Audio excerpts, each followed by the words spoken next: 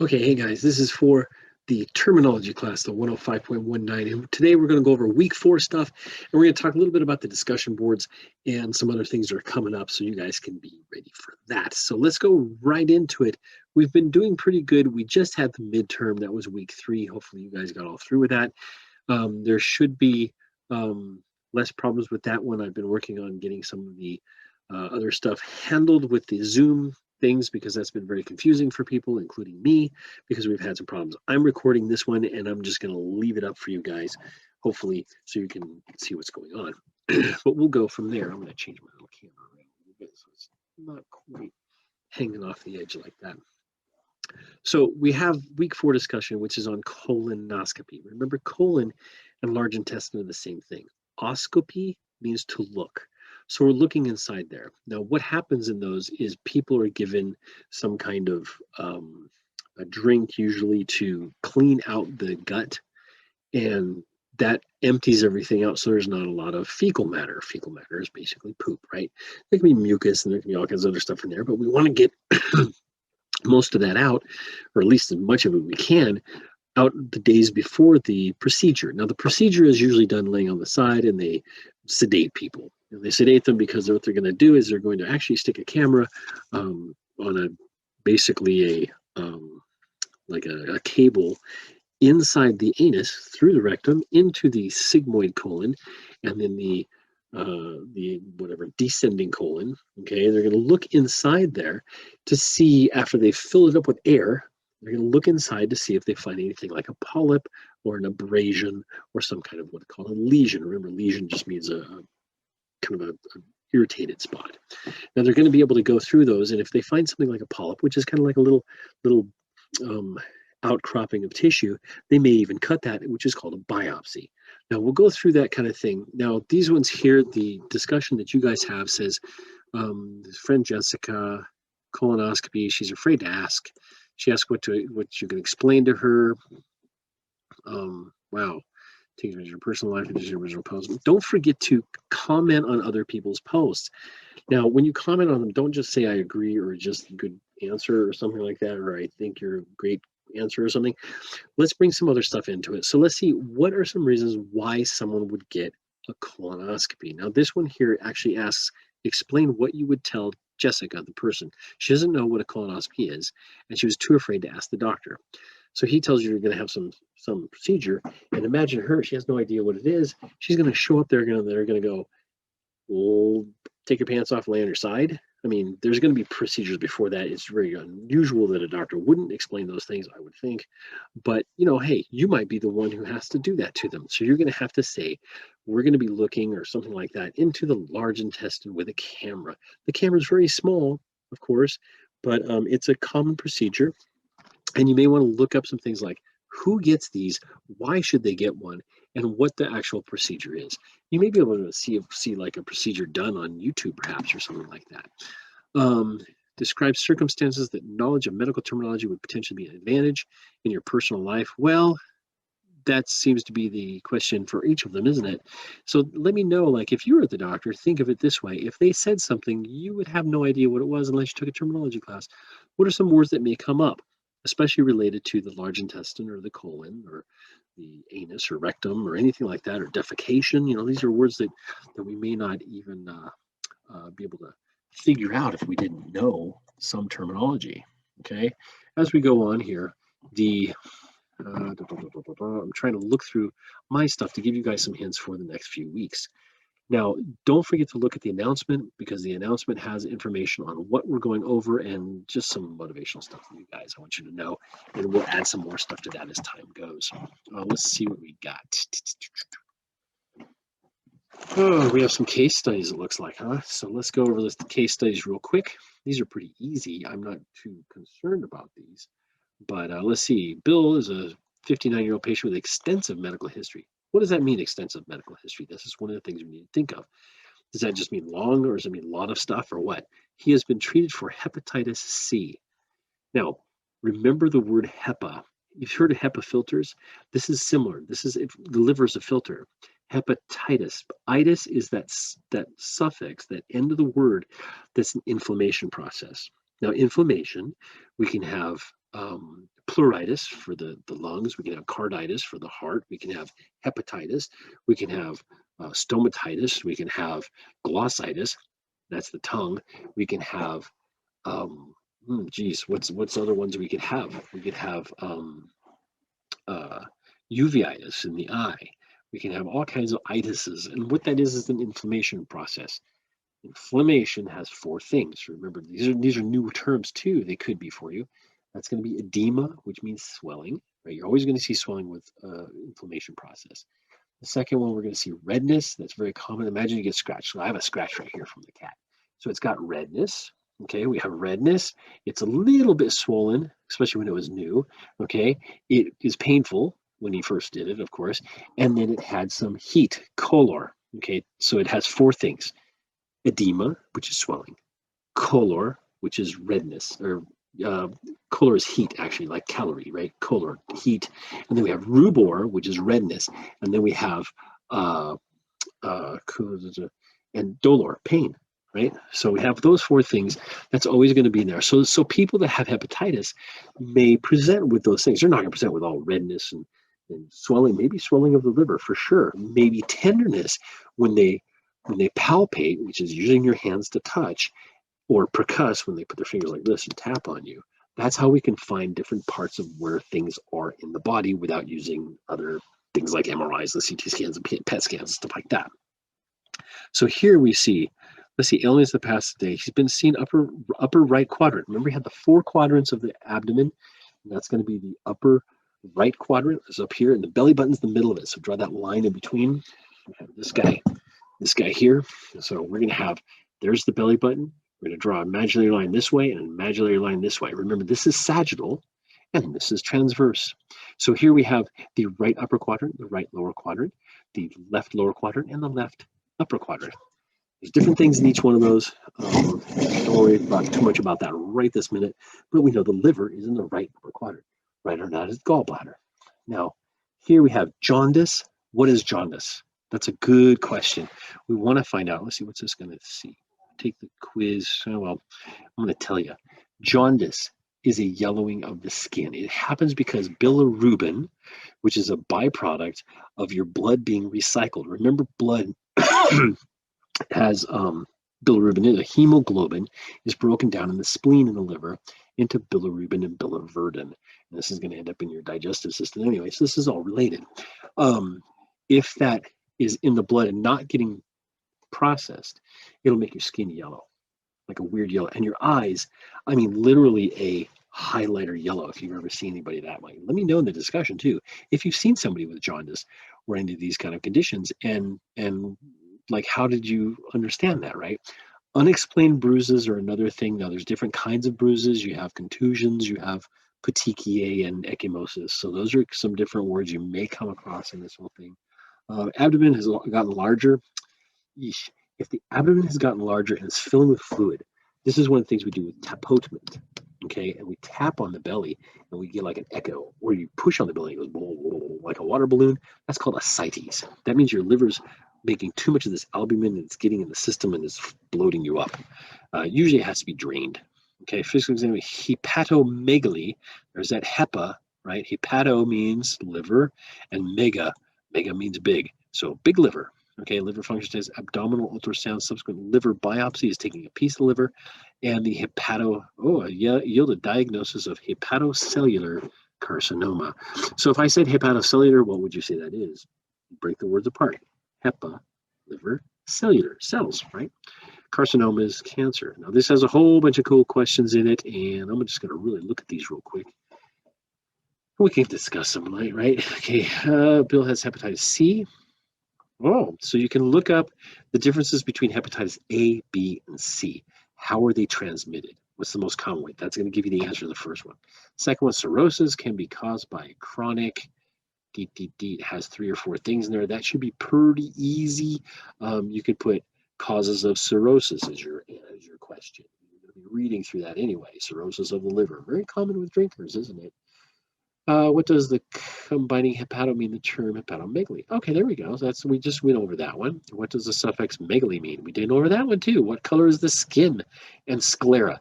Remember, The iris is the colored part, the pupil is the black part, the cornea is the cover, and the other side over here is the white part, which is the sclera.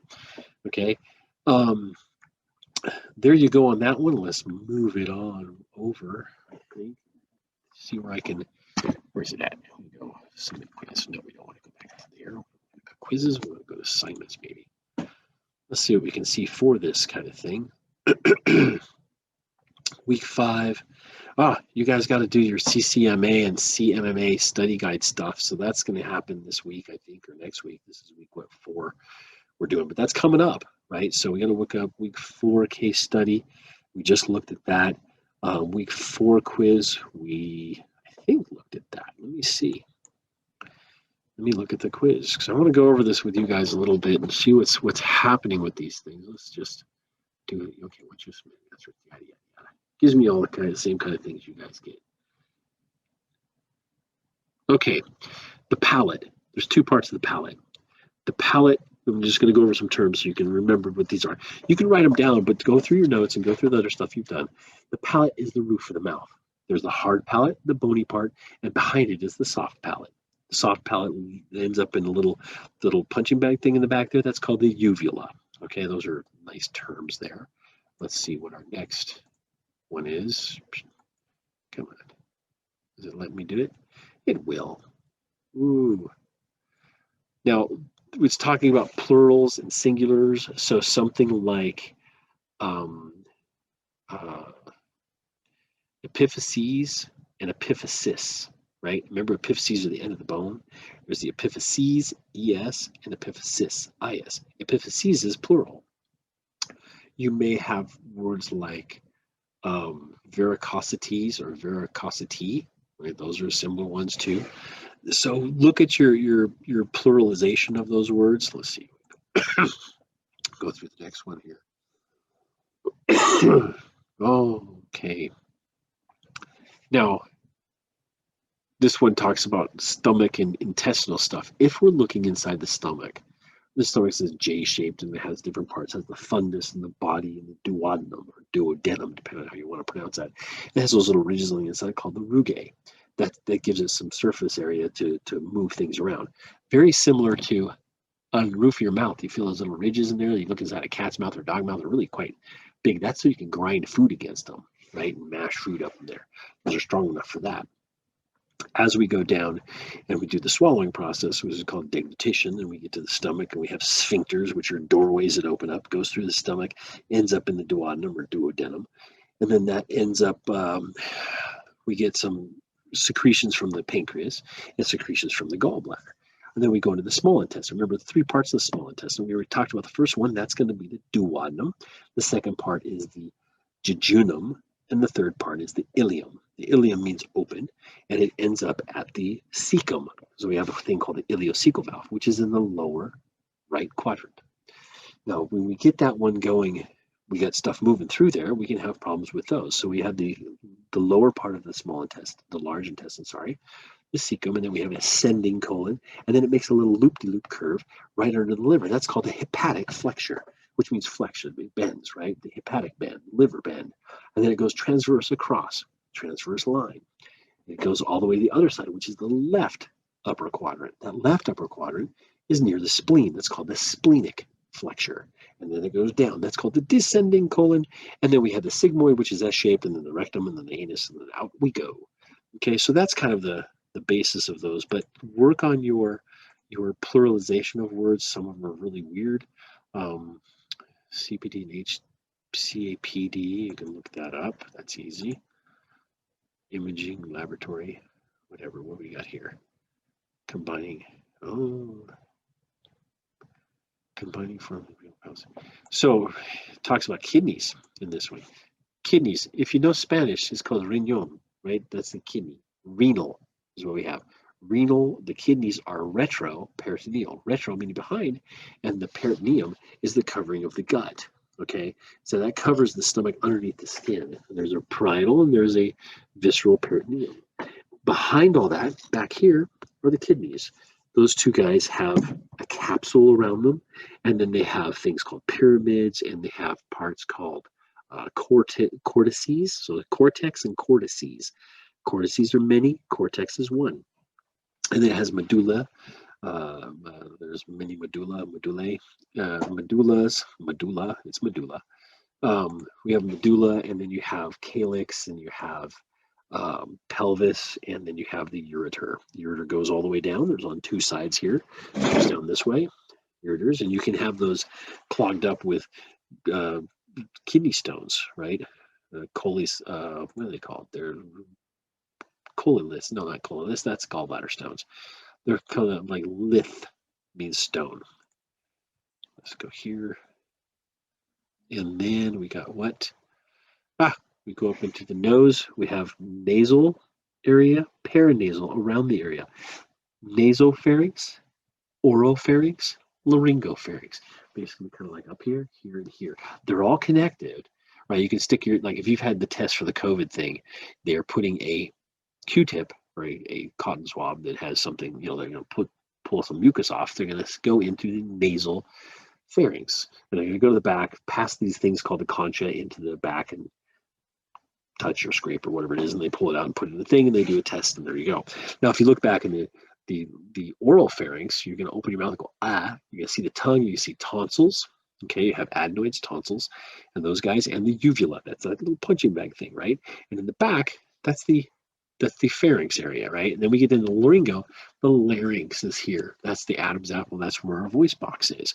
We have what are called vocal cords. And then we have the trachea. It's this guy here. So here we're going through some of these. It's kind of cool to have the words, right? We have other sinuses too. Frontal sinuses, sphenoid sinuses, and ethmoid sinuses. Those are named after parts of the bones, okay? The combining form of the windpipe is, oh, that's good, okay. So you have your trachea. The trachea bifurcates is what it's called. It splits in two, bifurcate, B-I, two parts, right? And furc means basically forks. It turns into two forks. And that's called, the place where it does that is called the carina. And then it turns into primary and secondary bronchioles, okay? The lungs then we have lobes. You're going to have two lungs, right? One on the right and one on the left. The one on the right side will have 3 lobes, and the one on the left will have 2 lobes. And the reason it has only 2 lobes is because your heart is on that side. It takes up the space of the third or the second lobe because there's more than 3 basically. Okay, does that make any sense? Hopefully. What else do we have here? Pleurisy inflammation. Okay, there we go. You're going to have to learn the word parietal and the word visceral. Visceral is on the what's it called? On the organ itself. So remember, we have visceral pleura, parietal pleura. So you have the lung, and then on the outside of the lung, like covering the lung, is the visceral pleura. And then it folds over and makes another bag. That's called the pleural space. There's pleural fluid in there, which is called serous fluid. Okay, it makes the smooth and movable in there. So that's basically it for week 4, guys.